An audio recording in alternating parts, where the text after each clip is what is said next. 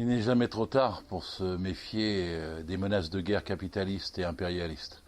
Le capitalisme, comme nous le dit Dominique Seux tous les matins sur France Inter, c'est la compétitivité.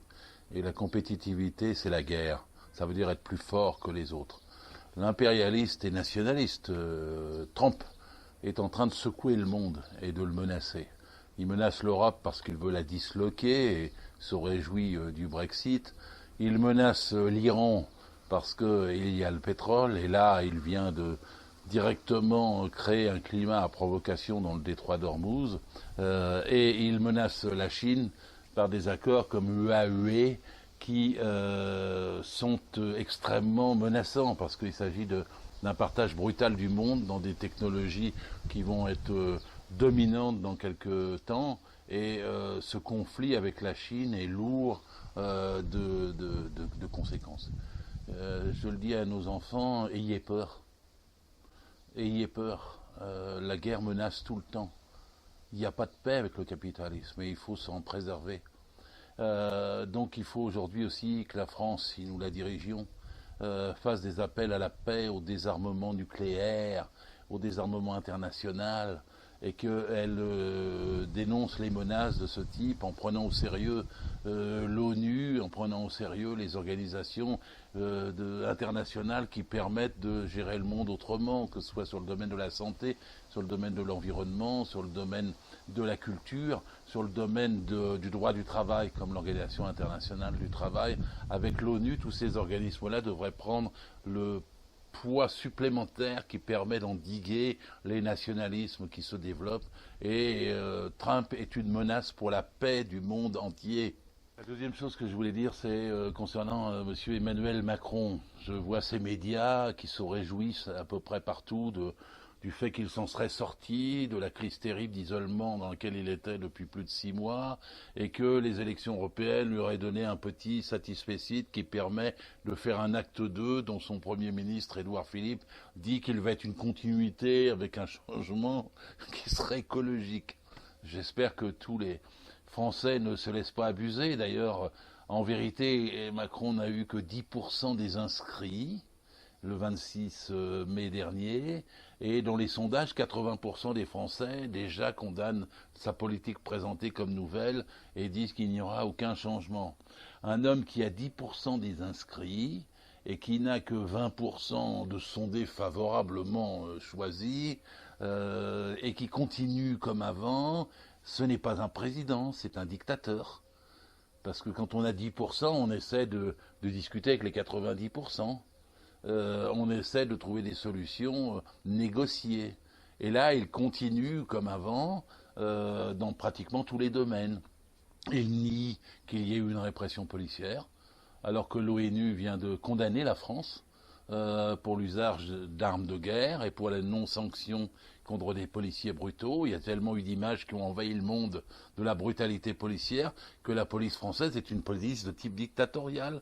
Et il faut qu'il y ait des exemples de sanctions pour arrêter tout ce qui s'est produit depuis plus de 6 mois. On ne reconnaît pas la France dans cette violence, cette brutalité, qui en fait est normale, puisque c'est la seule façon qu'a Macron, avec ses 10%, de continuer à diriger, c'est de frapper, de frapper, de frapper encore, et quand c'est pas ça, c'est la justice. Quand c'est pas les gilets jaunes, ce sont les hospitaliers à Toulouse ou ailleurs qui se font traiter comme des gilets jaunes alors qu'ils sont en grève, et quand ce n'est pas ça, ce sont des salariés d'Alstom ou des salariés de Ford, ou n'importe où il y a une possibilité de mouvement social, ils cognent. Et donc ça, c'est intolérable d'avoir cette situation dictatoriale. Oh, je sens les grands mots qui vont dire, comment vous parlez de dictature? Quand un homme a 10%, quand il utilise la brutalité, c'est un dictateur. Et donc, il ne faut pas être à mi-terme, il faut être offensif là-dessus et lui dire stop. Stop, d'autant qu'il n'a toujours pas augmenté les salaires, qu'il n'a toujours pas revenu sur l'impôt sur la fortune, qu'il n'a pas répondu à aucune des revendications fondamentales des Gilets jaunes en termes de démocratie, qu'il n'a pas du tout répondu aux besoins des services publics. Et on voit les conséquences maintenant, d'une part de la dégradation de la SNCF, la fermeture des guichets, des petites lignes, du sort des cheminots qui lui-même se dégrade à la façon dont c'était passé à Orange France Télécom. Et on voit partout les conséquences dans les hôpitaux, puisque maintenant on les hausse, que les gens n'ont plus la possibilité d'être soignés comme il faut, et que l'ensemble du système se détraque. On le voit dans les écoles, puisque le jour du bac, maintenant, un truc exceptionnel, il y a une menace de grève qui s'enclenche, et ça signifie combien les professeurs, notamment des lycées professionnels, sont mécontents de la politique de Blanquer. Toute cette politique de Macron, dans tous ses aspects, est provocatrice, minoritaire, et s'annonce aussi la question des retraites. Et là, ils disent carrément, franchement, maintenant que le départ va être à 64 ans. Ils ont inventé la notion d'âge pivot à la place de la notion de départ en retraite. Mais qu'est-ce que c'est l'âge pivot? C'est le moment où vous pouvez partir en retraite en ayant un niveau de vie décent, où vous n'êtes pas tombé dans la misère. Donc en vérité, ça sera 64 ans de pivot et 65, 66, 67 ans pour ne pas tomber dans la misère. Et donc la retraite qu'il annonce par points, qui va complètement casser le système basé sur le travail, qui va complètement casser le système basé sur les annuités et la répartition de ceux qui travaillent à ceux qui ne travaillent pas, et qui va être soumis à un arbitraire politique pour fixer le taux du point. Cette retraite par points, il nous la profile pour la rentrée, autre sujet pour lequel monsieur 10% n'a pas l'autorité ni la légitimité pour le... Alors mon troisième point, c'est concernant la gauche. J'observe tous les débats qui se développent en ce moment, rapprochement, rencontre, partiel, et le premier débat est celui qui concerne la France insoumise. Je voudrais d'abord dire une chose, c'est que moi je ne suis pas de ceux qui se réjouissent que la France insoumise ait des débats internes, au sens dramatique du terme, parce que c'est un peu dramatique ce qui se passe. Et moi, je voyais les choses autrement, c'est que la première force de gauche est un rôle positif, fédérateur, démocratique, pour rassembler autour d'elle. Et d'un certain point de vue, c'est parce qu'elle ne le fait pas qu'il y a débat en son sein, et que ce débat percute toutes les autres forces de gauche. J'ai lu l'appel de Clémentine Autain, que j'ai signé, mais je suis avec GDS, la gauche démocratique et sociale, signataire de tous les appels qui vont dans le sens de rassembler et de faire qu'il y ait une fédération de la gauche.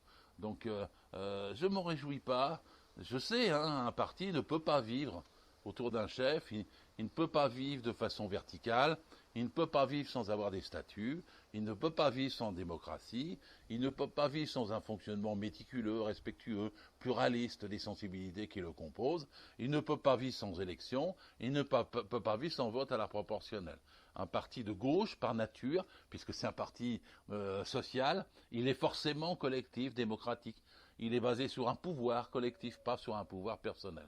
Et ce que je dis, je sais, percute le fonctionnement actuel de la France insoumise, mais en même temps, ça concerne toute la gauche. Et tous ceux qui, à gauche, ne fonctionnent pas comme ça, savent très bien de quoi il s'agit. Il y a 12, 13, 14 groupes de gauche, je ne veux pas les énumérer, encore que je le pourrais, puisqu'il y a le Parti communiste. Il y a les Verts, que je classe bien sûr à gauche. Il ne peut pas y avoir d'écologie sans être de gauche. On ne peut pas sauver la banquise sans attaquer les banquiers. Le capitalisme est anti-écologique, et quand on est écologiste, il faut être anticapitaliste. Donc je classe les Verts, bien sûr, le Parti communiste. Je classe bien sûr toutes les organisations comme le NPA ou Lutte ouvrière, qui ont leurs particularités, mais qui comptent dans la gauche avec des forces militantes. Et je compte aussi toute une série de groupes comme Ensemble, comme la gauche GRS d'Emmanuel Morel, comme République sociale, ou comme la gauche démocratique et sociale. Il n'y a pas d'exclusive, il n'y a pas de préalable pour l'unité à gauche. Tout le monde doit se mettre autour d'une table et doit se rassembler. Et j'entends s'écouter, c'est-à-dire qu'il faut faire, comme quand il y a une réunion, même avec des forces différentes, chacun a sa voix à chapitre, et chacun peut chercher ce qui fait consensus, ce qui permet de se rapprocher et de laisser côté tout ce qui diverge. Et moi, je ne crois pas à tous les bouts de feu qui me disent c'est impossible, on n'a rien à voir, nous c'est le peuple, l'autre c'est la gauche, ou c'est la gauche, nous c'est le peuple. On défend qui en fait? On défend ceux qui sont exploités, on défend ceux qui sont opprimés. On défend ceux qui veulent augmenter leur salaire et faire redistribuer les richesses. Et c'est vrai, nous voulons une 6e République. Mais pour avoir une 6e République, il faut donner confiance au peuple, aux Français, aux électeurs. Et pour donner confiance aux électeurs, il faut augmenter le SMIC. Il faut revenir à la retraite à 60 ans. Il faut faire une semaine de 32 heures pour partager vraiment le travail. Il faut lutter contre la précarité, pas plus de 5% dans chaque entreprise de précaires. Et il faut mettre clairement la redistribution des richesses. C'est-à-dire pas de salaire supérieur à 20 fois le SMIC. C'est-à-dire qu'il faut commencer par mettre quelque chose dans l'assiette des gens, et il faut à partir de ce moment-là dire, maintenant maintenant que nous avons quelque chose, on pourrait peut-être avoir aussi un meilleur système global qui nous garantisse ce quelque chose que nous venons d'avoir. C'est la démarche de GDS que de dire ça dans la table des négociations, des débats, des rencontres, des échanges qui ont lieu actuellement. Nous ne sommes pas des marieurs, nous ne sommes pas des unitaires creux, nous voulons l'unité de la gauche contre la droite, nous voulons l'unité de la gauche contre Macron, nous voulons l'unité de la gauche pas pour refaire ce qu'a fait Hollande, parce que Hollande c'était une trahison. Nous voulons l'unité de la gauche, pas pour faire une social-démocratie ou je ne sais quoi à la mode européenne. Nous voulons l'unité de la gauche de combat sur le meilleur programme possible. Nous avons des propositions à apporter en tant que GDS sur ce programme. Et nous voulons, enfin, avec modestie, moteur de cette bataille. Je vois que Olivier Besancenot fait des appels en ce sens.